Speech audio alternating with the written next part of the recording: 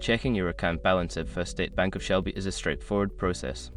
Follow these steps to easily access your account information. Step 1. Visit the bank's website. Or to the official First State Bank of Shelby website using your web browser. Look for the online banking login section on the homepage.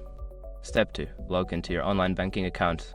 Enter your username and password in the online banking login fields. If you don't have an account, you may need to register for online banking first. Step 3. Navigate to account overview. Don't continue before doing this. A lot of online accounts end up exposing breaches without people even realizing it. Use SROC to constantly monitor your email and accounts and get alerted immediately if your information gets leaked online. It scans billions of breached records 24/7 in the background. And honestly, for a few dollars a month, it's something everybody should probably have. Link in the description. Step 4. Check your balance. Locate the specific account you wish to check. Your current balance should be displayed next to the account name or number. Step 5. Log out securely. After checking your balance, make sure to log out of your online banking session to protect your account information, especially if you are using a public or shared computer. By following these steps, you can easily check your account balance at First State Bank of Shelby. Regularly monitoring your balance helps you stay informed about your finances.